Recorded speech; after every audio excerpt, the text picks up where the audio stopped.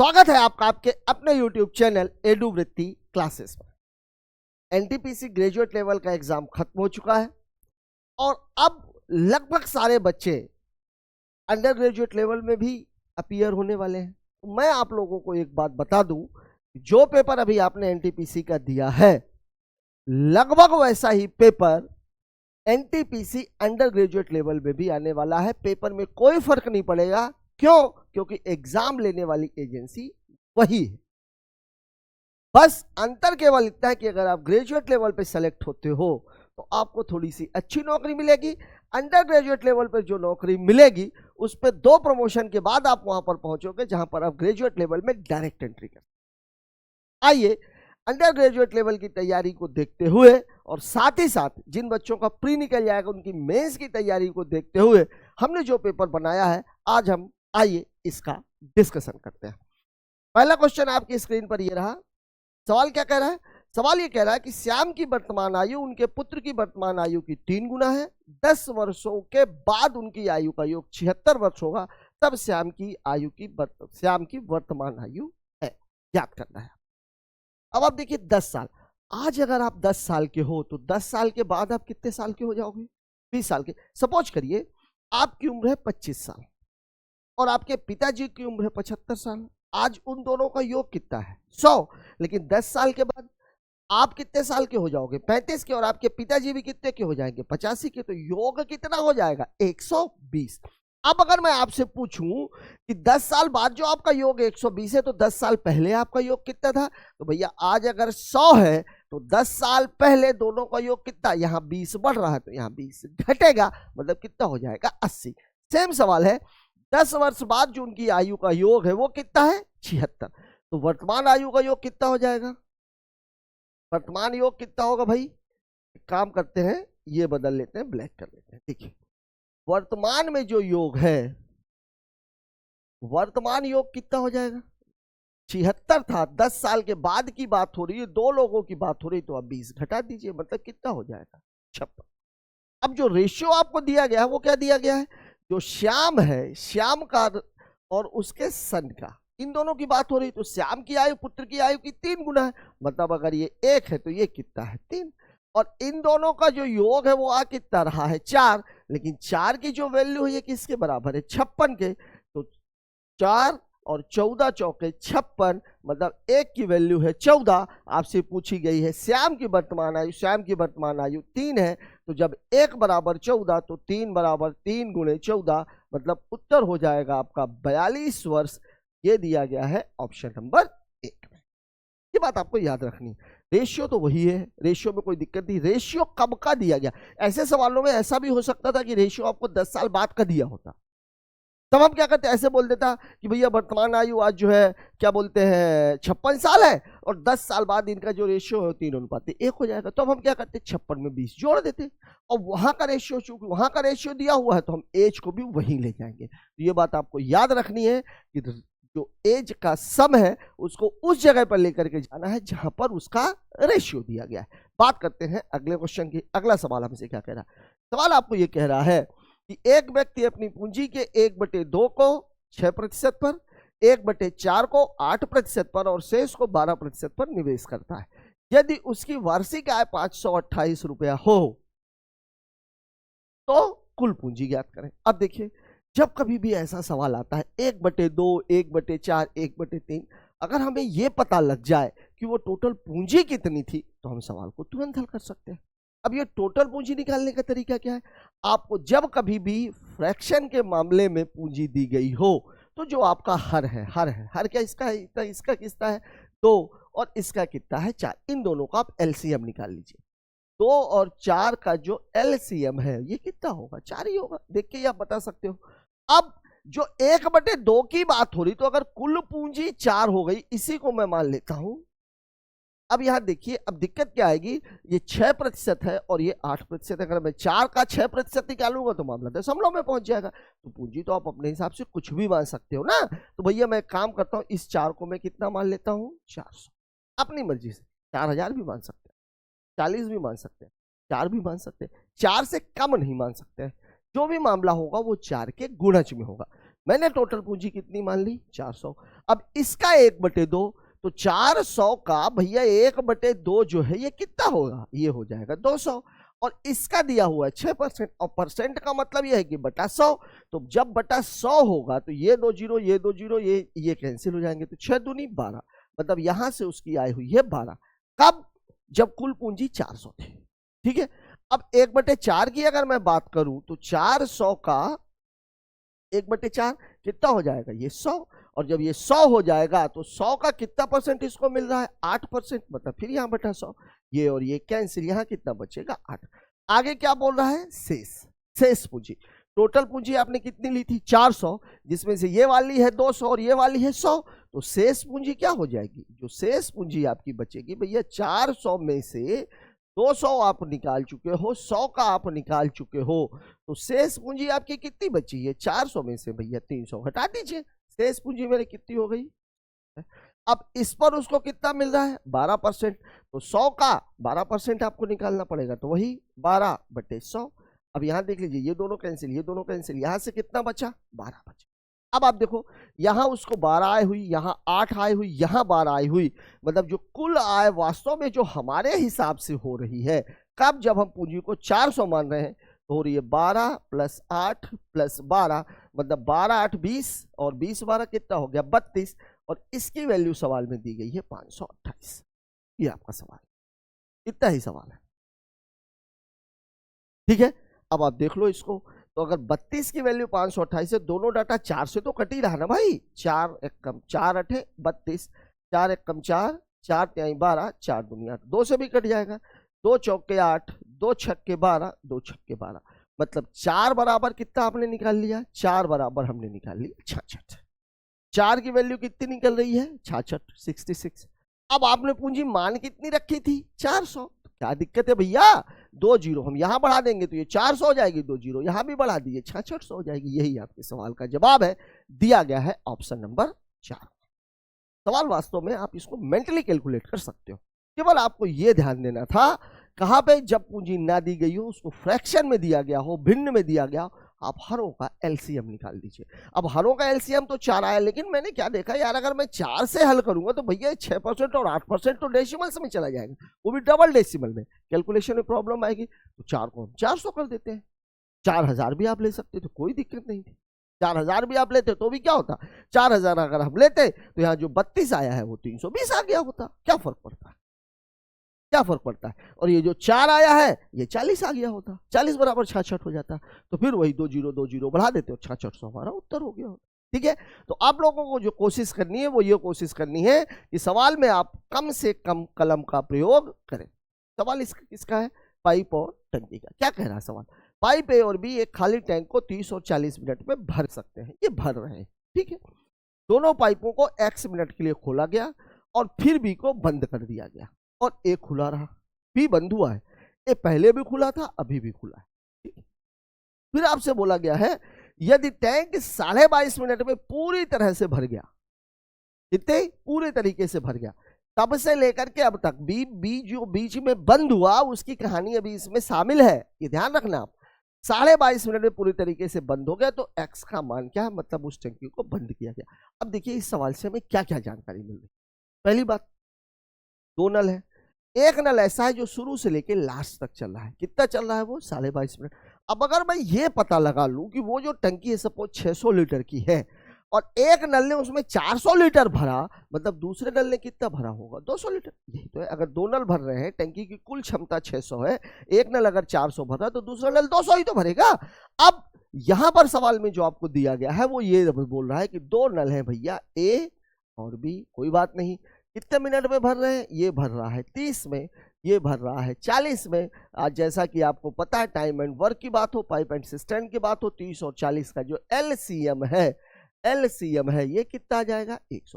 कोई दिक्कत नहीं है, देखिए जब कभी भी जीरो का एलसीएम निकालना हो तो जीरो का भूल जाओ, बचेगा कितना 3 और 4, 3 और 4 चूंकि 3 तो अभाज्य संख्या है तो 3 और 4 का एलसीएम कितना हो जाएगा 12, और जो जीरो आपने हटाया था वही जीरो आप लगा दीजिए, 120 हो गया।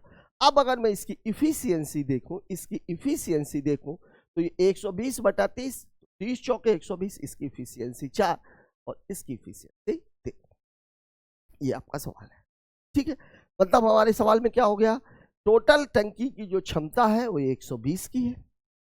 ये वाला जो नल है ये 4 पानी दे रहा है, ये वाला जो नल है ये 3 पानी दे रहा है 1 मिनट। अब ये सवाल बोल रहा है कि टैंक सारे, तो भैया ये वाला नल तो पूरे टाइम चला, मतलब ये वाला नल कितने मिनट चला है, 22.5 मिनट। बस आप इसका निकाल लो, तो 4 पंचे 20, 22 चौके 88 और 2 हासिल कितना हो जाएगा, मतलब इस टैंक ने भरा कितना है, जो ए नल ने भरा है वो 90 लीटर पानी उसने भरा है। तो बी ने कितना भरा, तो भैया बी द्वारा भरा गया पानी, बी द्वारा भरा गया पानी, बी द्वारा भरा गया पानी कितना है, टोटल था 120, जिसमें से 90 ए ने भर दिया, तो बी ने कितना भरा है 30, इतना ही तो भरा भाई। 90 जब दूसरे ने भर दिया तो पहले वाले ने कितना भरा, 30 भरा। अब अगर 30 भरा है और ये 1 मिनट में भरता कितना है 3, तो इसका जो समय था, मतलब ये कितने समय चला, ये चला है 30/3, मतलब कितने मिनट ये चालू रखा है, 10 मिनट। और देखिए आप x मिनट के लिए खोला है, दोनों पाइपों को x मिनट के लिए b को बंद कर दिया गया। b को कितने मिनट के बाद बंद किया गया है, 10 मिनट के बाद। हमारे हिसाब से कितने मिनट के बाद बंद किया गया है, 10 मिनट के बाद, मतलब यही तो x की वैल्यू है, मतलब मेरा आंसर है 10 मिनट, दिया गया है ऑप्शन नंबर 4 में। ठीक है, सवाल में कुछ है नहीं, बस आपको यह बात ध्यान में रखनी है कि ए नल जो है वो शुरू से लेकर के लास्ट तक, मतलब टोटल 22.5 मिनट चला है। ठीक है, बात करते हैं अगले सवाल की। अगला क्वेश्चन हमसे क्या कह रहा है, अगला क्वेश्चन बहुत बेसिक सा है, किसका सवाल है, बॉन्ड मॉस का। और बॉन्ड मॉस में आप एक चीज ध्यान रखिएगा, वही का करी के पुनि भाग कर फिर गुण ले सुजान, ता पीछे धन ऋण करो भिन्न रीति है। हिंदी वालों के लिए, इंग्लिश वालों के लिए तो बॉन्ड मॉस सही है। ठीक है, ऑफ को पहले हल करना, ये बात आपको याद रखनी है। अब एक काम करते हैं, हम ऊपर वाले हिस्से को अलग हल करते हैं, नीचे वाले हिस्से को अलग हल करते हैं। देखिए यहाँ 5/6 है, भाग है, गुणा बदलेंगे तो ऊपर वाला नीचे, नीचे वाला ऊपर, मतलब अंश और हर परिवर्तित हो जाएंगे। तो ये पूरा मामला कितना हो जाएगा, 5/6 गुणे 2/5, फिर कितना लिखा हुआ है माइनस। अब आप देखिए यहां अगर भागे लगा होता, अब माइनस 1/2, मतलब 1 × 2, तो ये कितना हो जाएगा 2 ही हो जाएगा। ठीक है, और यहां नीचे क्या है, नीचे है 1 + 3, अब भागे 1/3 है, तो जब गुणे करेंगे तो ये 3/1 हो जाएगा। ठीक है, 3/1 मतलब 3, और गुणे कितना है 6, और माइनस कितना है, ये आपका सवाल। टोटल इतना ही क्वेश्चन है। अब आप देखो काट कूट लेते हैं इसको, देखिए 5 को ये 5 कैंसिल कर रही है, 2/3 6, मतलब यहां से कितना बचा 1/3। अच्छा, एक डाटा मिसिंग हो गया है, यहां पर गुणे 3 भी है, और फिर -1 गुणे ये 3 से ये 3 भी कैंसिल हो जाएगा। ऊपर से हमें कितना मिला, तो भैया ऊपर से मुझे जो मिल रहा है वो मिल रहा है 1 ऋण 2, ये पूरा 1 है, बिल्कुल गलती मत कर बैठना, 1 को भूल जाओ भैया, ऋण 2 भर बचा, एक तो बचा हुआ है ना, तो 1 - 2, और अगर इसको आप हल करेंगे तो 6 × 3 = 18, 54, 54 1 55, 55 में से 2 घटेगा तो कितना आ जाएगा 53। मैं ये कह रहा हूँ 6 × 3 = 18, 54, इसका गुणनफल 54 है, 54 में मैंने 1 जोड़ दिया तो ये 55 हो गया, और 55 में से मैंने 2 घटा दिया तो 53 हो गया, इसको घटाऊंगा तो -1, और नीचे आपका 53 स्टैंड गुड है, उत्तर हो जाएगा ऋण 1/53, दिया गया है ऑप्शन नंबर 3 में। बहुत ही बेसिक सवाल कहा जाएगा बॉन्ड मॉस का, मुझे नहीं लगता कि कोई भी बच्चा ऐसा होगा जो इसको समझ नहीं पाया होगा। बात करते हैं अगले क्वेश्चन, क्या बात है, सवाल आपको बोल रहा है sin x + cos x = √2 sin x, तो 10x का मान, 10x की वैल्यू होती कितनी है भाई, सभी बच्चों को पता है कि भैया 10x की वैल्यू होती है sin x और cos x, और sin x cos x के फॉर्मेट में तो क्वेश्चन ही है, क्वेश्चन ही है। तो क्या करना है, इस sin x को उठा के मैं उधर ले आता हूं। ठीक है, तो ये कर लिया मैंने, cos x = √2 sin x, और ये sin x जब उधर जाएगा तो -sin x। अब एक काम करें, अगर मैं इसमें से sin x को बाहर निकाल दूं तो यहां से कितना बचेगा, यहां से बचेगा √2, यहां से बचेगा -1। अब वैल्यू अगर मान लीजिए मुझे cot x की निकालनी होती तो ये sin x को मैं इधर ले जाता, क्योंकि cot x बराबर क्या होगा, cos x sin x। लेकिन आपसे पूछ क्या रहा है, 10x पूछ रहा है, तो मैं एक काम करता हूं, इस cos x को इधर ले आता हूं और इसको इधर ले आता हूं, तो ये कितना हो जाएगा 1/√2 - 1 बराबर हो जाएगा sin x बटे cos x, और यही बराबर है 10x। 10x दिया है क्या ऑप्शन में, नहीं दिया हुआ है, नहीं दिया हुआ, क्यों नहीं दिया हुआ है भाई, रेशनलाइजेशन कर दिया, परिमेयीकरण। उसको नीचे भैया अगर रूट नहीं चाहिए तो क्या चाहिए, ऊपर तो रूट रखोगे ना। तो क्या करना है, परिमेयीकरण कैसे होता है, ये a माइनस बी के फॉर्मेट में है, तो अब a प्लस बी का गुणा नीचे भी और a प्लस बी का गुणा ऊपर भी कर दीजिए। कर दिया भाई। तो अब आपको 10x की वैल्यू कितनी आ गई, तो 10x बराबर हो गया √2 + 1। नीचे कितना हो जाएगा, √2 का स्क्वायर माइनस 1 का स्क्वायर, मतलब √2 + 1/1, मतलब हमारा आंसर हो जाएगा ऑप्शन नंबर 1। ठीक है, कुछ नहीं है सवाल में, कुछ ज्यादा आपको दिमाग लगाने की आवश्यकता ही नहीं है, बहुत ही इजी सवाल कहा जाएगा ये ट्रिगो से रिलेटेड। ठीक है, बात करते हैं अगले क्वेश्चन की। अगला क्वेश्चन देखिए, एक 8 सेंटीमीटर व्यास के बड़े गोले से 64 समरूप छोटे गोले बनाए जाते हैं, तो प्रत्येक छोटे गोले का पृष्ठीय क्षेत्रफल ज्ञात करें। अब आप यहां देखिए, संख्या बराबर होता क्या है, संख्या बराबर होता है बड़ी आकृति का आयतन बटे छोटी आकृति का आयतन। अब हमारे कुछ बच्चे इसमें से कंफ्यूज हो जाएंगे कि भैया ये 8 सेंटीमीटर का व्यास है और जो गोले का सूत्र होता है वो क्या होता है, 4/3 पाई r क्यूब्ड। ठीक है, तो छोटे का भी वही होगा, बड़े का भी वही होगा, तो 4/3 पाई 4/3 पाई तो कैंसिल ही हो जाएगा। तो बचेगा क्या, बचेगा केवल r क्यूब्ड। अब अगर मैं संख्या बराबर पहले मैं इसको थोड़ा सा लिख देता हूं, संख्या बराबर होता है बड़ी आकृति का आयतन, वैसे इसका आप डायरेक्ट उत्तर भी आप निकाल सकते हो, बड़ी आकृति का आयतन और बटे छोटी का आयतन।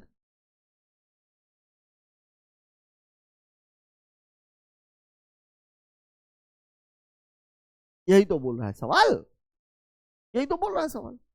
ठीक है, अब आप देखो कि संख्या दी हुई है 64 और यहाँ पे बड़ी आकृति है 4/3 गुणे पाई गुणे r क्यूब। r क्यूब कितना हो जाएगा, ये 4 का क्यूब, और यहाँ पर क्या हो जाएगा, ये फिर वही 4/3 पाई गुणे, ये वैल्यू आपको निकालनी है। ये तो कैंसिल ही हो गए, ये तो कैंसिल ही हो गए। अब आप देखो ये 64 और 64 है, तो r क्यूब बराबर कितना हो जाएगा, 64/64, मतलब कितना हो जाएगा, ये 1, मतलब r की वैल्यू 1। ठीक है, छोटे गोले का पृष्ठीय क्षेत्रफल, पृष्ठ क्षेत्रफल गोले का कितना होता है भाई, चाहे वो वक्र पृष्ठ पूछे चाहे वो संपूर्ण पृष्ठ पूछे, पृष्ठ क्षेत्रफल होता है, ये r लिखा हुआ है 4 पाई r स्क्वायर, मतलब 4 गुणे पाई गुणे 1 का स्क्वायर, मतलब उत्तर हो जाएगा 4 पाई, दिया गया है ऑप्शन नंबर 3 में। अब ये थोड़ा सा लेंदी मेथड हो गया, थोड़ा सा लेंदी मेथड हो गया। मैं आपको सही बात बताऊं तो आपको कुछ करने की जरूरत ही नहीं थी। देखिए, जब कभी भी एक गोले से दूसरा गोला बनाया जाता है तो केवल आप R1 और R2 का रेशियो निकाल, मतलब आप सिंपली सा ये कर दीजिए कि भैया यहाँ नंबर है, यहाँ पर नंबर है, नंबर कितना था 64, यहाँ पर r क्यूब था 4 क्यूब और ये कितना था r क्यूब, बस ये 64 और ये 64 कैंसिल, मतलब r क्यूब बराबर 1, तो r बराबर 1, और पृष्ठ क्षेत्रफल होता है 4 पाई r स्क्वायर, r की वैल्यू 1 है तो r स्क्वायर भी 1 होगा, मतलब आंसर 4 पाई। वास्तव में ये 2 लाइन का क्वेश्चन। ठीक है, डिटेलिंग मैंने इसलिए की ताकि आप लोगों की समझ में जो इसके पीछे का जो बेसिक है वो आ सके। ठीक है, बात करते हैं। हाँ, अब एक बात ध्यान रखिएगा कि अगर गोले को पिघला के घन बनाया गया होता तो स्थिति अलग हो जाती। गोले को पिघला के संग, मतलब एक आकृति से दूसरी आकृति अगर बनाई जाती है तब फिर मामला दूसरा हो जाता। ठीक है, हाँ, बेलन और शंकु के मामले में चूंकि वहां त्रिज्या भी देखनी पड़ती है, ऊंचाई भी देखनी पड़ती है, तो वहां पर ये दोनों चीजें देखनी पड़ेंगी। ठीक है, बात करते हैं अगले सवाल की। अगला क्वेश्चन हमसे क्या कह रहा है, यदि एक संख्या 86/7/8 867/8 6 से पूर्णतः विभाजित है तो y का मान क्या। देखिए 6 से विभाजित करना है, मतलब मामला है 2 गुणे 3 का। ठीक है, संख्या क्या है, संख्या है 867y8, डिवाइड करना है किससे, 2 गुणे 3 से, मतलब 2 से डिवाइड होना चाहिए और 3 से डिवाइड होना चाहिए। अब देखिए 2 का नियम क्या कहता है, 2 का नियम कहता है कि इकाई अंक में 2 4 6 8 या 0 हो, यूनिट प्लेस। ठीक है, तो यहां तो 8 है, तो 8 है मतलब 2 का काम तो खत्म। अब बचा कितना, 3। 3 का नियम हमें क्या कहता है कि जो अंकों का सम है वो 3 से डिवाइड होना चाहिए, अंकों का योग 3 से विभाजित होना चाहिए। तो योग कर लेते हैं भाई, 8 6 14, 14 7 21, 21 8 29, 29 प्लस y। अब ये किससे विभाजित होना चाहिए, ये किससे विभाजित होना चाहिए, ये विभाजित होना चाहिए किससे, 3 से। देखिए 29 के बाद जो 3 से विभाजित होता है वो क्या होता है, एक तो होता है 30, एक तो होता है 30, 30 करने के लिए मुझे y को 1 करना पड़ेगा, फिर 1 होता है 33, इसके लिए मुझे y को 4 करना पड़ेगा, फिर 4 के बाद 7 करना पड़ेगा। अब 7 के बाद आप 10 नहीं कर सकते क्योंकि 10 डबल अंक हो जाएगा। मतलब y की वैल्यू 1 भी हो सकती है, 4 भी हो सकती है और 7 भी हो सकती है। देखते हैं इसमें क्या मैक्सिमम मान तो नहीं पूछा, मैक्सिमम मिनिमम नहीं, मान भर दिया हुआ है। एक ही ऑप्शन दिया होगा, देखिए 2 है, 1 है, 3 है, 5 है। हमने जो निकाला वो क्या निकाला, 1 4 7, मतलब उत्तर हो जाएगा ऑप्शन नंबर 2। ठीक है, बात करते हैं अगले क्वेश्चन की। अगला सवाल हमसे क्या कह रहा है भाई, अगला सवाल हमसे कह रहा है 3 सेक्शन में अभ्यर्थियों की संख्या 2:3:4 के अनुपात में है। प्रत्येक सेक्शन में 18 अभ्यर्थी, मतलब सभी में 18 बढ़ रहे हैं, अलग अलग भी बढ़ते तो भी कोई इशू नहीं था। ठीक है, तो यह अनुपात 8:11:14 में बदल जाता है। तो प्रारंभ में तीनों सेक्शन में अभ्यर्थियों की कुल संख्या कितनी है। यहाँ डाटा चाहे 2 दिया हो चाहे 3 दिया हो, कुछ भी ज्यादा सोचने की आवश्यकता नहीं है। जो पूर्व अनुपात था वो कितना है भाई, ये है 2, 3 और 4। जो बाद का अनुपात है वो कितना है, वो है 8, 11 और 14। और जो संख्या बढ़ी है वो कितनी बढ़ी है इनकी, 18। अब लगभग सभी बच्चों ने ये बात पढ़ रखी होगी कि जब कभी भी ऐसा सवाल आता है तो हम वास्तव में केवल 2 की बात करते हैं। देखिए अब इसका क्या है, क्रॉस मल्टीप्लिकेशन कर दीजिए भाई। 11 दूनी 22, 8 तिया 24, मतलब ऊपर से बचेगा 24 माइनस 22 बराबर। यहाँ देखिए आप, अब इसको देखिए 18 8 144, 11 में 18 का गुणा करेंगे, दोनों ही अगर 18 है तो 11 और 8 का अंतर कितना है, 3, तो 18 तिहाई 54 होना चाहिए। मतलब मैं ये कह रहा हूँ कि अब देखिए इसको आपको करना क्या है, 18 गुणे 11 माइनस 18 गुणे 8। अब अगर मैं 18 को कॉमन निकाल दूं तो यहां से क्या बचेगा, 11 माइनस 8, मतलब ये हो जाएगा 18 गुणे 3, मतलब कितना हो जाएगा 54। अब देखिए 24 में से 22 घटाएंगे 2 आएगा, यहाँ कितना आ रहा है 8 11 14, 2 3 4, ठीक है 8 3 24, ठीक, 2 बराबर कितना है 54, तो 1 बराबर कितना हो जाएगा 27। यही तो डाटा है। अब आपसे पूछा क्या है, प्रारंभ में, कब की बात हो रही है, प्रारंभ की। तो प्रारंभ में भैया योग कितना था, ये था, तो 2 3 5, 5 और 4 9, मतलब 1 की वैल्यू आप 27 से निकाल चुके हो, तो 9 की वैल्यू कितनी हो जाएगी, 9 बराबर हो जाएगा 27 गुणे 9, तो 9 सत्ते 63 और 9 दूनी 18, 18 और 6 24, मतलब प्रारंभ में विद्यार्थियों की संख्या थी 243, दिया गया है ऑप्शन नंबर 3 में। अब इसमें कभी कभी ऐसा सवाल आ जाता है बाद में विद्यार्थियों की संख्या ज्ञात करें, तो ध्यान दीजिएगा, आप ये मत करने लग जाइएगा कि 8 11 14 में आप जो है 27 का गुणा करने लग जाओ, 11 14 25 और 8 33 33 में आप 27 का गुणा मान लो, बिल्कुल नहीं। यहां पर जो भी वैल्यू निकलती है वो पहले वाले की ही निकलती है, पूर्व अनुपात की निकलती है। अब अगर मान लीजिए मेरे से बाद वाली वैल्यू पूछी गई होती तो मैं क्या करता, हमें करना ये पड़ता कि पहले हम पहले वाली वैल्यू निकालते जो कि कितनी आ रही है 243। अब तीनों में 18 18 बढ़े हैं, मतलब टोटल 54 विद्यार्थियों की वृद्धि हुई है, तो फिर मुझे 243 में 54 को जोड़ना पड़ता। ठीक है, ये गलती कभी भी मत करिएगा। ठीक है, बात करते हैं अगले क्वेश्चन की। अगला सवाल हमसे क्या कह रहा है, समचतुर्भुज के विकर्णों की लंबाई 48 और 20 सेंटीमीटर है, समचतुर्भुज का परिमाप क्या हो। समचतुर्भुज, रोम्बस की बात हो रही है, किसकी बात हो रही है, रोम्बस। रोम्बस की खूबी क्या क्या है, पहली बात समचतुर्भुज की चारों भुजाएं बराबर होती हैं। दूसरी बात, समचतुर्भुज के विकर्ण एक दूसरे को 90 डिग्री पर समद्विभाजित करते हैं। दोनों विकर्ण बराबर होते नहीं है, ये वर्ग और आयत में होता है, समचतुर्भुज में नहीं। और 90 डिग्री पर समद्विभाजित कहां कहां करते हैं, केवल वर्ग में और समचतुर्भुज में। क्यों, क्योंकि वर्ग में भी चारों भुजाएं बराबर होती हैं और समचतुर्भुज में भी चारों भुजाएं बराबर। मतलब विकर्ण जो होते हैं वो एक दूसरे को 90 डिग्री पर समद्विभाजित करते हैं। अब आप देख लीजिए, मान लीजिए यहां पर एक ये समचतुर्भुज, ठीक है, बना लेते हैं हम, ये समचतुर्भुज बन गया, समचतुर्भुज बन गया। अच्छा चलिए, ये तो समांतर जैसे दिख रहा है, मैं बराबर कर देता हूं, ये कर लेते हैं, अब थोड़ा सा ठीक ठाक दिख रहा है। ठीक है, वैसे भी मैं आपको बता दूं, हैंड राइटिंग तो आप देख ही रहे होंगे माशाल्लाह, मैं लिखूं खुद ही बाँचूं या खुदा बाँचे, ठीक है ना, उससे ज्यादा परेशान होने की आवश्यकता नहीं है। अब आप देखिए सवाल में बोल रहा है विकर्ण, विकर्ण, ठीक है भाई, विकर्ण हम डाल देते हैं, विकर्ण क्या दिक्कत है विकर्ण डालने में, ये विकर्ण हमने डाल दिया और ये विकर्ण हमने डाल दिया। अब समचतुर्भुज की खूबी क्या है, ये जो चारों एंगल हैं ये 90 90 के रहेंगे, ये सारे के सारे कितने के रहेंगे, 90 90 के। ठीक है भाई, 90 90 के, 90 के, ये मान लीजिए अगर ए है, ये बी है, ये सी है, ये डी है और ये वाला पॉइंट अगर ओ है, तो यहां पर हमें ये ध्यान रखना है कि ए ओ बराबर ओ सी होगा और बी ओ बराबर ओ डी होगा। ठीक है, ये चारों 90 डिग्री के होंगे और विकर्ण जो होते हैं वो एक दूसरे को समद्विभाजित करते हैं। अब आप देखिए टोटल 48 और 20, ये बोला मुझे लंबा लग रहा है, मतलब ये टोटल 48 है, तो 48 अगर पूरा 48 है और दो बराबर हिस्सों में बटा हुआ है, इसका मतलब ये है कि ये 24 होगा और ये भी 24 होगा, और दूसरा वाला ये 10 होगा और ये भी 10 होगा। अब आप देख लीजिए कितनी बढ़िया बात हो रही है। मैं बात कर रहा हूं इस वाले त्रिभुज की, इस वाले त्रिभुज की, ये वाला।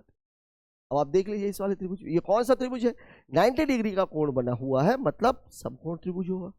अब समकोण त्रिभुज में जो समकोण के सामने वाली जो भुजा होती है, समकोण के सामने वाली भुजा कौन सी भुजा कहलाती है, कर्ण कहलाती है। अब यहां पर आप देखो ये 10 है, ये 24 है, तो आप लोगों को बता दूं कि 10, 24 और 26 का ट्रिपलेट बनता है। ठीक है, मतलब मेरा उत्तर हो जाएगा, क्या पूछ रहा है, परिमाप। तो एक भुजा 26 की, तो परिमाप अगर आप निकालोगे तो 26 चौके कितना होता है, 104, दिया गया है ऑप्शन नंबर 4 में। ठीक है, अब अगर आपसे ट्रिपलेट याद नहीं है तो फिर आपको यही करना पड़ेगा, 24 का स्क्वायर प्लस 10 का स्क्वायर मतलब 576 और प्लस 100, तो इसको आप हल करोगे तो रूट ऑफ 676 और 676 का वर्गमूल होता है 26, मतलब ये चारों भुजाएं 26 की है, ये चारों भुजाएं 26 की है। क्यों, क्योंकि समचतुर्भुज की चारों भुजाएं आपस में बराबर होती हैं। अब अगर आपसे परिमाप पूछ रहा है तो 26 गुणे 4 मतलब उत्तर हो जाएगा 104, दिया गया है ऑप्शन नंबर 4 में। बात करते हैं अगले सवाल की। अगला सवाल हमसे क्या कह रहा है, ए बी और सी ने 3:5:2 के अनुपात में एक व्यापार में निवेश किया। 4 महीने के बाद ए और सी ने फिर से समान राशि का निवेश किया। समान राशि, यहां ध्यान दीजिएगा, ए ने 3 लगाया है, बी ने 5 लगाया है और सी ने 2 लगाया है। समान राशि का निवेश किया मतलब ए फिर से 3 लगा रहा है और सी फिर से 2 लगा रहा है।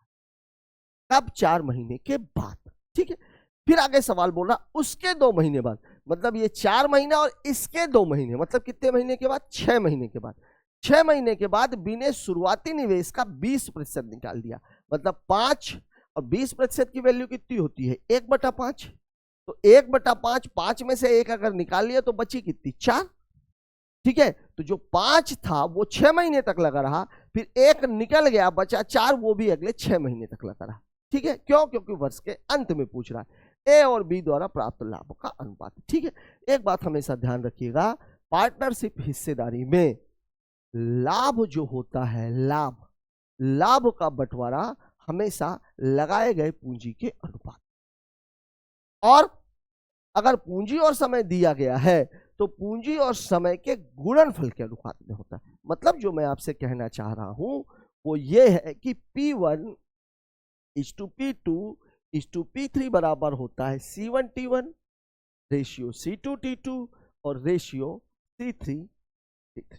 ये कहानी बनती है, पूंजी गुणे समय, पूंजी गुणे समय, पूंजी गुणे समय, इसी अनुपात में क्या बटता है, लाभ। अब आप देखिए सवाल में आपसे कह क्या रहा है, सवाल में आपसे जो कह रहा है वो ये कह रहा है कि भैया 3 लोग थे, ए बी और सी। ए ने कितना पैसा लगाया, 3 लगाया, बी ने कितना लगाया, 5 लगाया और सी ने कितना लगाया, 2। ठीक है, फिर कहानी कहां शुरू हुई, 4 महीने बाद ए और सी की बात हो रही, मतलब 4 महीने तक तो पोजीशन यही थी। तो 4 महीने तक अगर पोजीशन यही थी तो ठीक है भाई, 4 महीने तक पोजीशन यही थी तो मैं इसमें 4 का गुणा मार देता हूं। ए और सी में, ए और सी की बात हो रही, ए और सी ने 4 महीने तक, तो सॉरी 4 है ये, 6 मैंने लिख दिया, सॉरी, 4 महीने तक तो पोजीशन यही थी। फिर क्या किया इन लोगों ने, फिर से समान राशि का निवेश किया। तो इन्होंने पहले कितना निवेश किया था, 3, तो 3 निवेश किया था, तो अब फिर से समान राशि का निवेश कर दिया, मतलब अब ये 3 और 3 कितना हो गया, 6, डबल हो गई, और ये 2 और 2 कितना हो गया, 4, और ये पैसा कब तक लगा रहा, फिर से समान राशि का निवेश कर दिया। उसके 2 महीने के बाद बी की कहानी आई, तो 4 के 2 महीने बाद मतलब इसका पैसा कितने महीने तक लगा रहा, 6 महीने तक। फिर बोला उसका 20% निकाल लिया, 20% निकाल लिया मतलब 80% तो बचा ना। 20% का मतलब कितना होता है, ये बात आप ध्यान रखिएगा कि 20% की वैल्यू होती है 1/5। ये निकाला, मतलब 5 में से 1 निकाला, तो शेष कितना बचा? शेष बचा 4/5, मतलब 5 था, कितना बचा है? 4। तो अब 4 बचा है, और अब वर्ष के अंत की बात हो रही है, तो यहां भी कितना हो जाएगा? गुणे 6। यहाँ 4 महीने थे, यहाँ कितना हो जाएगा? गुणे 8। यहाँ 4 महीने थे, यहाँ कितना हो जाएगा? 8। अब आप इनको जोड़ लीजिए, अब आप इनको जोड़ लीजिए, अब आप देखिए कितना हो गया। 4 तिहाई 12, 8 छंग 48, तो मतलब 12 + 48 इसका हो गया। 6 पंचे 30, 4 छंग 24, 30 + 24 इसका हो गया। 4 दूनी 8, 8 चौके 32, 4 दूनी 8, 8 चौके 32, तो 8 + 32। अब आप देखिए लास्ट में आपसे पूछा क्या है? ए और बी का, केवल इन दोनों की बात है। अब आप इसको तो छोड़ ही दो, इसको तो यहीं से हमको कैलकुलेट नहीं करना चाहिए था। तो 12 और 48 कितना हो गया? 60। 30 और 24 कितना हो गया? 54। दोनों किससे कट रहे हैं भाई? दोनों किससे कट रहे हैं? 4 से तो कट ही जाएंगे, नहीं कटेंगे? अच्छा, किससे कटेंगे? 6 से कटेंगे। 6 दाहम 60, 6 नहीं है 54, 10:9। अनुपात ही पूछ रहा है, ठीक है, 10:9 ये आपका रेशियो हो जाएगा, दिया गया है ऑप्शन नंबर 3 में। क्या एक बात जरूर है, कई बार रुपया दे देता है, कुल लाभ इतने रुपए हुआ, तो कुल लाभ कितना है? ए और बी का कुल लाभ दिया गया होता, तो हमारे पास कुल लाभ है 10 और 9 19, तो हम 10 की वैल्यू किसी एक की वैल्यू पूछ लिया होता। तीनों की बात कर रहा होता तो हम इसको भी कैलकुलेट कर देते, तो ये 40 आ जाता, 40 आ जाता, 40 आ जाता, तो फिर ये 6 से तो नहीं कटता, फिर 2 से काटना पड़ता, तो फिर ये 30 आता, ये 27 आता, और ये 20 आता। 30, 27 और 20 का अनुपात बन गया। ठीक है, बात करते हैं अगले क्वेश्चन की। अगला सवाल हमसे क्या कह रहा है?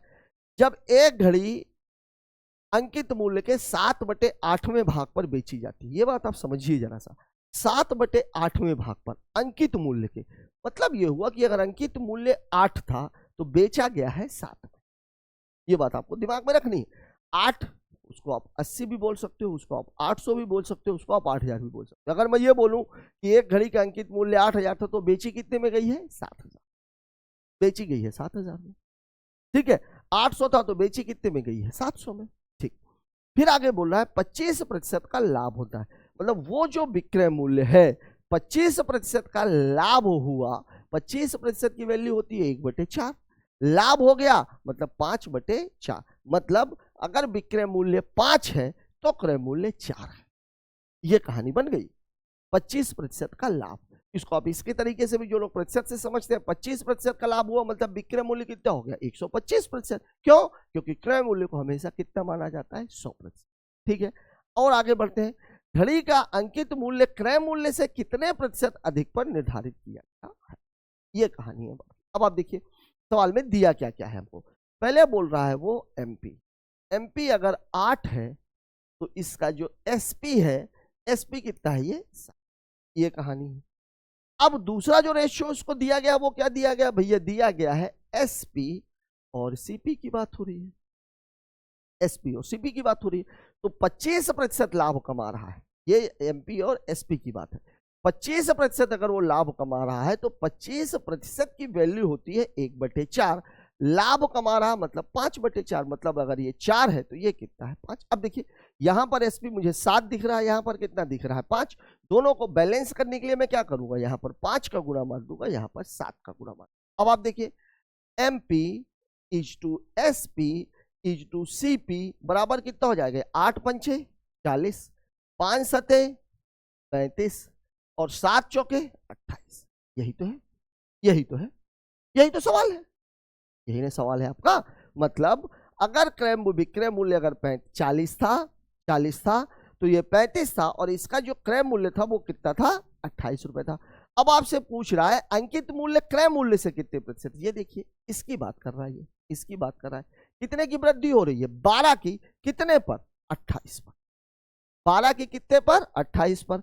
कितने प्रतिशत अधिक? अधिक है इसलिए मैं इसको अंतर कर लिया, और किससे? क्रय मूल्य से। किससे? क्रय मूल्य से, मतलब क्रय मूल्य की वैल्यू नीचे आ जाएगी। तो कितना हो जाएगा? 12/28 और गुणे कितना? 100, तो 4 तिहाई 12, 4 सत्ते 28, मतलब 300/7। तो 7 चौक 28, 2 7 दूनी 14, 7 अठे 56, 42.8 के आसपास आना चाहिए। दिया गया है ऑप्शन नंबर। बहुत इजी सवाल था, केवल समझना था। जब बस आपको 2 रेशियो दिए गए थे, बेसिकली ये क्वेश्चन अनुपात का था। हाँ, समझने की जरूरत है यहाँ पर इसलिए थी कि आपको रेशियो को बैलेंस करना। और ये एक बात और भी पता होनी चाहिए, अंकित मूल्य जो लिखा गया है, विक्रय मूल्य जिस पर सामान को बेचा गया है, क्रय मूल्य जिस पर सामान को खरीदा गया। ठीक है, बात करते हैं अगले क्वेश्चन की। अगला सवाल हमसे क्या कह रहा है, एक वस्तु का अंकित मूल्य 500 रुपए है, x% 20% और x% की 3 क्रमिक छूट देने के बाद इसे 309.76 में बेचा जाता है, x का मान क्या है? क्या बात है, क्या बात है, what a wonderful question, no doubt बहुत बढ़िया सवाल कहा जाएगा ये। क्यों? क्योंकि यहां पर अभी तक आपने ज्यादातर सवाल जो देखे होंगे वहां एक डाटा को गायब करता था, यहां 2 डाटा को गायब किया हुआ। अब आप एक चीज ये देखिए, अगर मान लीजिए 2 छूट दी जा रही है x% और y% की, तो जो कुल छूट हमारी आती है, कुल छूट आती है, कितनी आती है, ऋण x ऋण y और प्लस xy/100। ये बात आपको याद रखें, ये बात आपको याद रखें, ये बात आपको याद रखें। ठीक है, अब पहले तो हम ये अगर ये पता लगा दें कि भैया टोटल छूट हमको मिली कितनी है, मिली कितनी है, तो सामान का जो छूट है, जो छूट मुझे मिली है, छूट क्या कहलाती है, छूट कहलाती है भैया अंकित मूल्य जो था, अंकित मूल्य जो था और विक्रय मूल्य जो था, इन दोनों के बीच का अंतर ही तो अंकित मूल्य कहलाता है। छूट हमेशा अंकित मूल्य पर ही तो मिलती है। तो अगर मैं इसको देखूं तो ये कितना है 500 और ये कितना है 309.76, तो 500 में से आप सीधे 310 को घटाइए, 309 को नहीं 310 को घटाइए और 76 को आप पूरा 100 बना दीजिए। देखिए 500 में से अगर मैं 300 को घटाऊंगा तो 200 और 10 को और घटा दूंगा तो 10 को और घटा दूंगा तो 190। ये कितना आ जाएगा 190। इसको पूरा बनाना है तो ये हो गया 0.24। अब अगर मुझे प्रतिशत निकालना होगा तो छूट तो मुझे इस पर मिल रही है अंकित मूल्य पर, तो ये बटे 500 और गुणे कितना 100, 1 2 1 2, तो ये कितना हो जाएगा 5 तिहाई 15, 5 अठे 40, 5 चौके 20, 5 अठे 40। तो प्रतिशत में मुझे छूट ये मिली, ये मिली। पहला स्टेप तो आपका ये रहेगा। अब आप चाहो तो कैलकुलेट करो और चाहो तो थोड़ा सा दिमाग खर्च करो। अब देखिए सवाल को करना कैसे है, देखिए 20% ये तो सीधे सीधे से मामला है, x और x और है, x और x और। तो अब आप खुद सोचो कि अगर मैं इस ऋण x ऋण 20 और धन 20 गुणे x बटे 100 करूंगा, मतलब एक चीज तो ये पक्की है कि जो भी डाटा है, जो भी डाटा, देखिए एक तो ये 10 दिया हुआ है, एक ये 15 दिया हुआ है, एक ये 12 दिया हुआ है और एक ये 16 दिया, एक ये 16 दिया हुआ। मैं काम करता हूं, मैं 15 को ले लेता हूं। क्यों? क्योंकि 15 के बाद क्या बचेगा 12 नीचे, 12 और 10 नीचे और 16 ऊपर की ओर, बीच वाले को ले। तो अगर मैं इसको 15 लेता, अगर मैं इसको 15 लेता तो 15 और 20 से कितना हो जाता 35, 35 और धन कितना हो जाता, अगर मैं इसको भी 15 करता तो 20 पंचे 100, 5 तिहाई 15, मतलब यहाँ कितना आ गया होता 32। अब फिर मुझे 15 ही करना पड़ता तो ऋण 32 और ऋण 15, तो 5 2 7, 5 2 7, 3 और 1 4, ऋण 47 और यहां पर आ जाता 32 गुणे 15 और बटे 100। अब आप खुद ही देखो, अगर मैं इसमें गुणा करूंगा तो 15 दूनी 30, 15 तिया 45 और 3 48, 4.8। तो अगर मैं इसमें 4.8 कर भी दूं, घटाऊंगा भी, तो 47 में से 5 घटेगा तो फिर 42 आएगा। अगर ये 42 आ रहा है, लेकिन मेरा जो है वो कितना है 38 ही है, 38 ही तो है, तो टोटल 38 है। अब आप देखो 15 में ये टोटल कितना हो रहा था 15 15 30 30 20 50, 50 की जो वैल्यू आ रही है वो कितनी आ रही है 43 घट के, अगर मैं सीधे सीधे छूट बोलूं तो। अब यहां आप देखो, अगर ये 20 है तो 20 12 32, 32 और 12 कितना आएगा 34, सीधे सीधे छूट, मैं कुछ नहीं घटा रहा, मैं कुछ भी नहीं घटा रहा हूं। तो देखिए 20 20 12 32, 32 और 12 कितना हो जाएगा 44, यही तो होगा 20 12 और ये है कितना 38 है, मतलब हो सकता है। और एक है 10, तो 10 10 20, 20 और 10 30। मैं ये कहना चाह रहा हूं कि एक 10 की छूट है, एक 20 की छूट है, एक 10 की छूट है। तो अगर आप इन दोनों को कैलकुलेट करोगे तो ये कितना हो जाएगा ऋण 30 और धन कितना हो जाएगा ये धन 2, मतलब यहां से आ जाएगा ऋण 28 और फिर इस 10 को कैलकुलेट करोगे तो ये कितना हो जाएगा ऋण 28 10 बटे 100, 1 1, ये कितना बचेगा ये ऋण 28 और ये कितना हो जाएगा ऋण 38 और धन कितना हो जाएगा 2.8, यही तो आएगा। अब आप देखिए ऋण 38 में ये कर दोगे तो ये तो 36 पहुंच रहा है, ये तो 36 पहुंच रहा है और मेरे को चाहिए कितना है 38, मतलब 100% मेरा उत्तर कितना है ऑप्शन नंबर 3 12। Option number 3 12%। इस सवाल को मैं इसलिए बोल रहा हूं कि यहां पर मेंटल कैलकुलेशन ही काम आने वाली। मैंने 15 को ही क्यों निकाला? अगर इस सवाल को आप बेसिक से लगाने के लिए चले जाओगे तब तो लग गया काम। भाई 3 की जो छूट रहती है वो किस हिसाब से निकलती है? अब अगर आप 3 छूटों की बात करोगे तो फिर तो ये रहेगा ऋण ए ऋण बी ऋण C minus A B plus B C plus C, ये वाला फॉर्मूला लगेगा। तो ये तो लंबा मामला है। तो मैं थोड़ा सा इस पे आप अगर कैलकुलेशन कर लो कि भैया मैं 15 को कैलकुलेट कर लेता हूं, तो 15 15 30 20 50 और मुझे छूट चाहिए कितनी है? 38। तो जब मैंने 15 को कैलकुलेट किया तो वैल्यू कितनी आ रही है? 43, 42 दशमलव कुछ आएगी। 43 में से 4 घटा देंगे 43, मतलब 42.2 आ रही है। लेकिन मेरे को छूट जो मिली है वो 38% की ही मिली है। और दूसरा, जब मैंने 10 को मैंने 15 को ही क्यों लिया? क्योंकि 5 था, काटने में आसानी। 10 को मैंने क्यों लिया? 10 को मैंने इसलिए क्योंकि 10 को काटने में और आसानी है। तब छूट कितनी मिली? 36। लेकिन वास्तव में मुझे छूट मिली कितनी है? 38। ठीक है, तो यहां पर इसका मतलब ये हुआ कि छूट 10 और 15 के बीच की थी, और 10 और 15 के बीच में केवल एक ही डाटा दिया हुआ है 12। ठीक है, इसलिए यही आपका उत्तर हो जाएगा। एक बात ध्यान रखिएगा, बहुत सारे सवाल आपके ऐसे आते हैं जहां पर कैलकुलेशन आपका मजबूत होना चाहिए और क्वेश्चन को आप ऑप्शन से निकालोगे तो वेल एंड गुड है। इसी सवाल को अगर मैंने पहले 10% से किया होता तो शायद मुझे 15% कैलकुलेट करने की जरूरत नहीं हो। ठीक है, बात कर लेते हैं अगले क्वेश्चन की। अगला सवाल हमसे क्या कह रहा है? एक ट्रेन 50 किलोमीटर प्रति घंटा की औसत चाल से 2.5 घंटे, 70 किलोमीटर प्रति घंटे की चाल से 1.5 घंटे, कुल 4 घंटे में कितनी दूरी तय करेगी? दूरी बराबर क्या होता है? चाल गुणे समय, बहुत ही बेसिक सवाल है। ठीक है, तो 50 किलोमीटर से ये 2.5 घंटे चल रही है, और 70 किलोमीटर से ये 1.5 घंटे चल रही है। तो ठीक है भाई, इसको और इसको कैंसिल कर देते हैं, इसको और इसको कैंसिल कर देते हैं। तो 25 पंचे 125, 15 सत्ते 105, मतलब उत्तर कितना हो जाएगा? 230। कहाँ दिया हुआ है? ऑप्शन नंबर 3 में। बहुत ही बेसिक सा क्वेश्चन है, मुझे नहीं लगता कि इसमें कुछ भी समझाने की आवश्यकता है, क्योंकि दूरी बराबर चाल गुणे समय होता ही है। अजीत को एक कार्य पूरा करने में अरुण से 2 गुना और संजीव से 3 गुना समय लगता है। फिर वही देखिए, भिन्न वाला मामला आ गया, 2 गुना और 3 गुना। समय की बात हो रही है, ठीक है, 3 गुना अधिक समय लगता है। अब देखिए, क्षमता जो होती है वो एक दूसरे को उल्टी होती है। अब इसके मैं दोनों तरीके आप लोगों को बता देता हूं। देखिए, पहले मैं 2 और 3 गुना है तो इसको मैं पूरे को 6 ले लेता हूं। 3 दूनी 6 होता है। कौन कौन है भाई? एक है अजीत, दूसरा कौन है? अरुण, और तीसरा कौन है? संजीव। अब देखिए, सवाल में बोल रहा है पूरा करने में अरुण से 2 गुना। अभी टाइम की बात हो रही है। अरुण से 2 गुना, सबसे ज्यादा तो इसी को लग रहा है, तो इसको मैं 6 मान लेता हूं। अगर इससे 2 गुना लग रहा है तो ये 3 हो जाएगा, और इससे 3 गुना लग रहा है तो ये 2 हो जाएगा। एक तरीका तो ये है, ठीक है। दूसरा तरीका देखिए, अजीत को पूरा करने में अरुण से 2 गुना समय लगता है।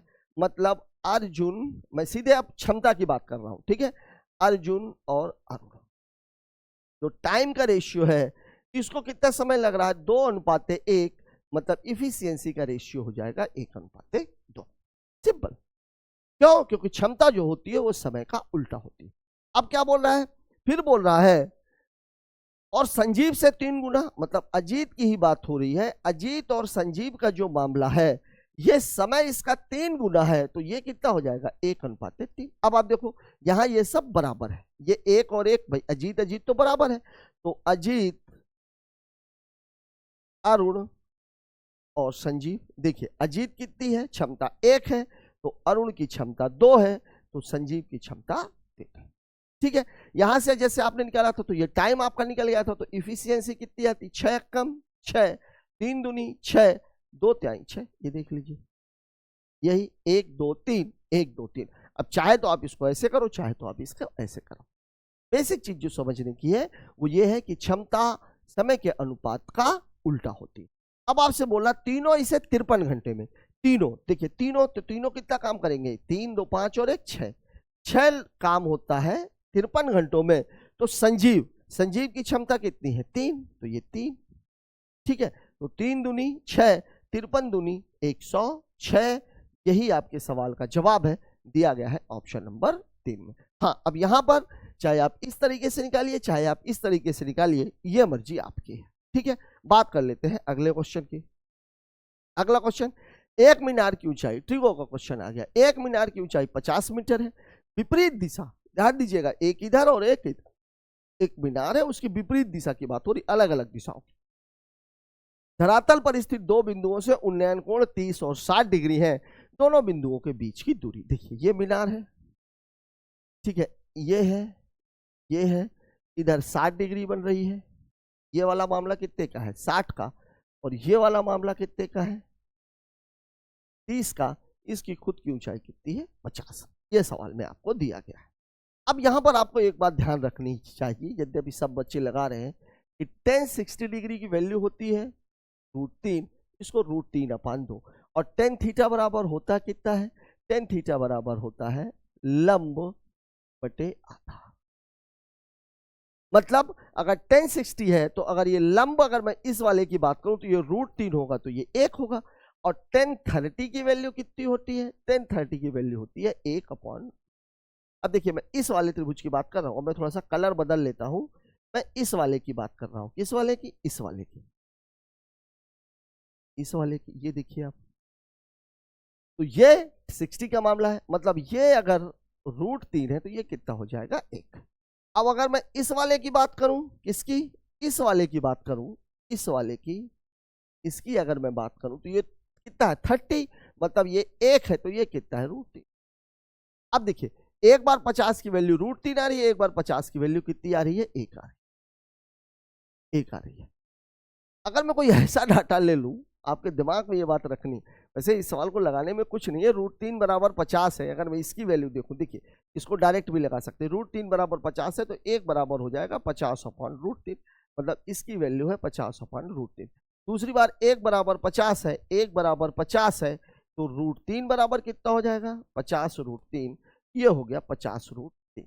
इन दोनों के बीच की दूरी निकालनी है तो आपको करना है 50/√3 प्लस 50√3। 50 को अगर मैं कैरी कर लेता हूं या इसका मैं दोनों का गुणा कर दूं तो ये कितना हो जाएगा? √3 को अगर मैं परिमेयीकरण करूंगा तो 50√3 बटे 3 धन 50√3, इसको बाहर ले लो तो 50√3, 1 और 1 मिला करके कितना हो जाएगा? ये 1/3 और 1, ये हो जाएगा 4/3, यही आएगा। तो कितना हो जाएगा? ये 200√3/3।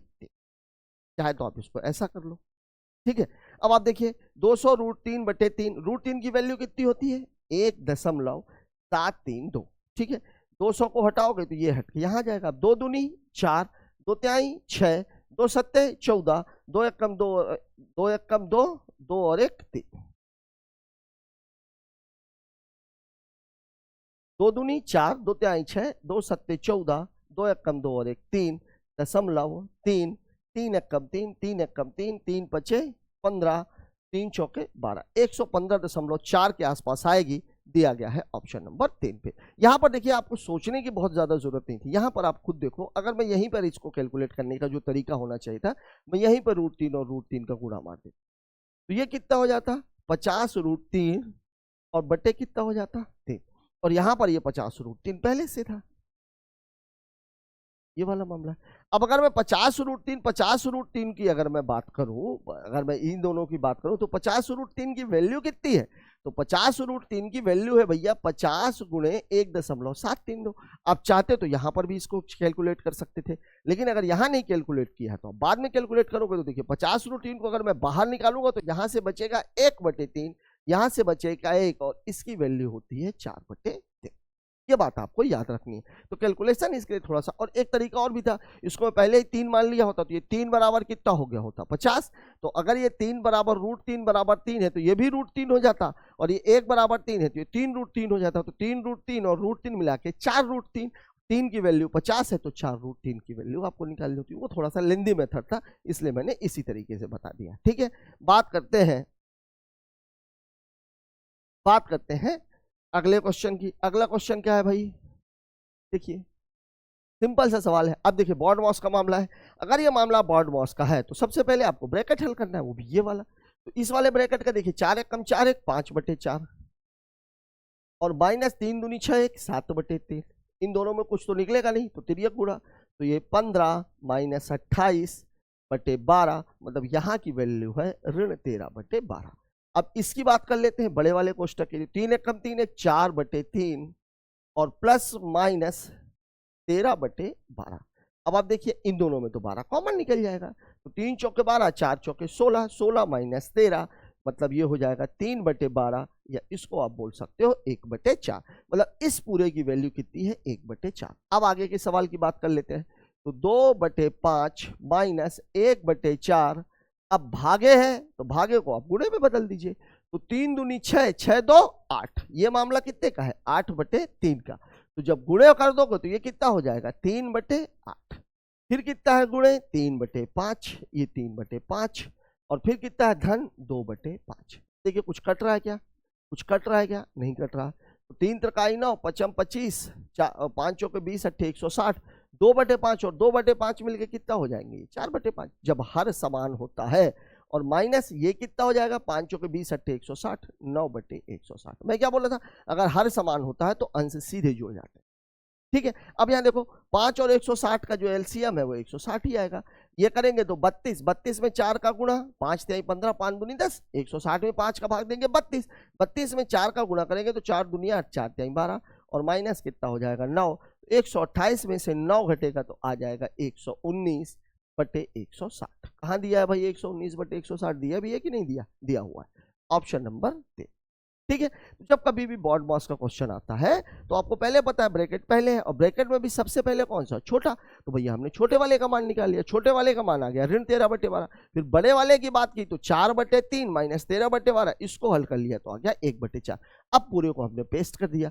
अब यहाँ पर चूंकि बीच में तो कोई कोष्टक है नहीं, भाग और गुणे का चिन्ह लगा हुआ है। यहाँ पर एक बात जरूर थी कि इसको मैंने डायरेक्ट गुणा लिया, क्योंकि 3 दूनी 6 2 8, 8/3 था, गुणे में बदलेंगे तो वो 3/8 हो जाए। ठीक है, ये सवाल आपके सामने है। बात कर लेते हैं अगले क्वेश्चन की। अगला क्वेश्चन हमसे क्या कह रहा है, 2,50,000 रुपए के मूलधन को 12% वार्षिक चक्रवृद्धि की ब्याज की दर से 1.5 वर्ष के लिए निवेश किया जाता है। जब ब्याज अर्धवार्षिक रूप से संयोजित किया जाता है और जब इसे वार्षिक रूप से संयोजित किया जाता है तो प्राप्त मिश्रधनों के बीच कितना अंतर है। क्या बात है, जबरदस्त क्वेश्चन, जबरदस्त क्वेश्चन। जबरदस्त में क्यों बोल रहा हूं, मामला 1.5 वर्ष का है, एक बार अर्धवार्षिक है और एक बार वार्षिक है, ये मामला है। मतलब जब मैं वार्षिक की बात करूंगा, जब मैं वार्षिक की बात करूंगा तो भैया वार्षिक में जो दर है, देखिए अब यहां पर मूलधन दोनों के लिए 2,50,000 है, तो मैं एक काम करता हूं, मैं रुपए से कैलकुलेट ही नहीं करता हूं, मैं परसेंटेज से सीधा कैलकुलेट करता हूं। तो जब वार्षिक है तो पहले वर्ष के लिए जो उसकी दर होगी वो होगी 12%, और दूसरे वर्ष के लिए दर आधी हो जाएगी, क्योंकि मामला 6 महीने का है, तो ये हो जाएगी 6%। और इन दोनों को जब मिला के जब आप ब्याज निकालोगे तो यही फॉर्मूला, 12 गुणे 6 और बटे कितना 100, तो 12 6 18, 12 6 72, 72 में 100 का भाग देखिए 72/100 आप करोगे तो ये 2 जीरो हटेंगे तो 0.7, मतलब यहां से जो उसको मिलेगा वो मिलेगा 18.72। ये मामला था किसका, वार्षिक का, चूंकि दोनों के बीच का अंतर पूछा, मैं दर की बात कर रहा हूं। अंतर जो आएगा वो ब्याज का ही तो अंतर आएगा भाई, मूलधन तो समान ही है ना, तो मैं क्यों जबरदस्ती में पचड़े में फंसू, उसका मिश्रधन निकालूं फिर इसका मिश्रधन निकालूं, कोई नहीं। अंतर क्या है, अंतर ब्याज का, और ब्याज जो है चक्रवृद्धि है। अब दूसरे वाले मामले में सवाल में बोल रहा है कि ये जब अर्धवार्षिक गणना की जाती है, तो अब जब अर्धवार्षिक की मैं बात कर रहा हूं, किसकी बात कर रहा हूं मैं, अर्धवार्षिक की। अब जब अर्धवार्षिक गणना होगी तो दर कितनी हो जाएगी, दर सीधी सी बात यह है कि दर कितनी थी 12, तो 12/2 मतलब कितना हो जाएगा 6%। और जो समय है ये कितना है भाई, देखो आप, देखो ये दर कैसे निकालते हैं, देखिए 12% जो है, 12% कितने महीने के लिए, 12 महीने के लिए, कैलकुलेशन अर्धवार्षिक है, ये 12 कम 12 ये टोटल हो जाएगा 6%, कंफ्यूजिया ना जाना। समय 1 वर्ष 1.5 वर्ष, 1.5 वर्ष में टोटल महीने कितने होते हैं 8, महीने कितने होते हैं 18, और 6 महीने का कैलकुलेशन करना है, इसलिए कितना आ जाएगा 3 वर्ष। अब इसमें मैंने आप लोगों को बताया था कि जब 2 वर्ष और 3 वर्ष का मामला आता है तो सबसे बढ़िया तरीका होता है 2 वर्ष का 2-1 और 3 वर्ष का 3-3-1, मतलब ब्याज के ऊपर ब्याज। तो जब मैं 3 वर्ष की बात करूंगा, इसको मैं अलग कलर से ले लेता हूं, तो 3 वर्ष का जो मामला रहता है वो क्या रहता है 3 और 1। अब देखिए दर आपकी कितनी है 6, मतलब यहां तो ये 6% ही रहेगा। ठीक है, अब देखिए इस 6 का 6%, 6 का 6%, तो 6 का 6% कितना होगा भाई 6 गुणे 6/100, तो 6 36, और जब जीरो हटाओगे तो 0.36, मतलब यहां पर आ जाएगा 0.36। अब आप देखिए इस 36 का फिर 6, तो अब आप फिर देखो 36 गुणे 6 कितना आ जाएगा, ये 216। अब देखिए ये पॉइंट तो पहले ही लगा है तो ये तो पहले ही रहेगा। अब इसमें भी बटा 100 करना है तो ये जो दशमलव है इसको 2 अंक इधर लेकर के जाना पड़ेगा, तो 0.0216 आ जाएगा। तो 0.0216। अब देखिए सवाल में आया क्या क्या, 6 तिरिक, देखिए यहाँ पे 6 तिरिक ये आ गया 18 प्लस 1 36 त्याई 108, 2 अंकों के बाद दशमलव, और ये तो एज इट इज 0.0216। अब देखिए 18 1 19, 19 दशमलव 18 1 19, ये 0 0 जोड़ेगा तो 8 2 10 1 आ जाएगा, तो 19.1 8 2 10 और ये 1 6, ये इधर का ब्याज। अब देखिए यहां ये मिल रहा था, यहां ये मिल रहा। अब आपसे पूछा क्या है, अंतर। आपसे क्या पूछ रहा है, ये अंतर। तो आप देखो अंतर कितना है, देखिए इन दोनों का कितना कितना निकाला अपन ने, 19.1016 और माइनस कितना है 18.72, 18.72, 4 जीरो है, जहां भी 4 जीरो लगा दीजिए। अब देखिए 6 1 घटाएंगे 1 ही आएगा, 10 में से 2 चला गया 8, 10 में से 2 चला गया 10 में से 7 चला गया 3, 18 में से 18 चला गया कुछ नहीं, मतलब 0.3816% का मामला है। ये मामला है आपका टोटल। कितने पर है मामला, ये 2,50,000 पर।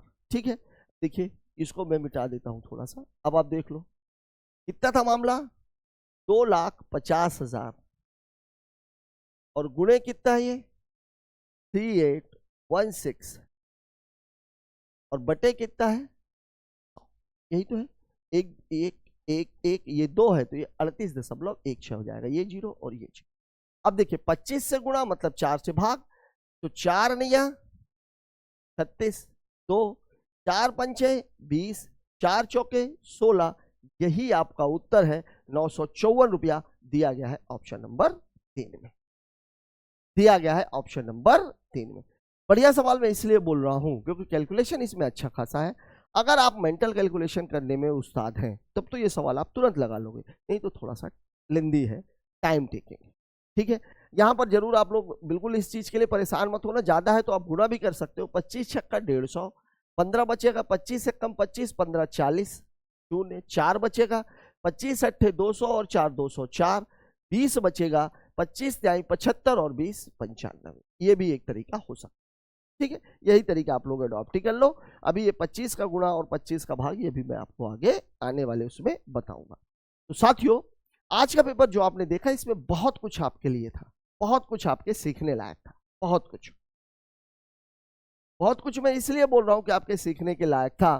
क्यों? क्योंकि भैया इसमें आपको ये देखने के लिए मिला कि अलग अलग तरह के क्वेश्चंस को डील कैसे करना है, और मैंने अपनी तरफ से पूरी कोशिश भी की कि मैं आपको सरल से सरल तरीके से बता सकूं, और सबसे महत्वपूर्ण चीज आपको क्वेश्चन देखने का नजरिया समझा सकूं। मैं अपने प्रयास में किस हद तक सफल रहा कमेंट बॉक्स में जरूर बताएं। मिलते हैं कल एक और नए पेपर के साथ, तब तक के लिए जय हिंद।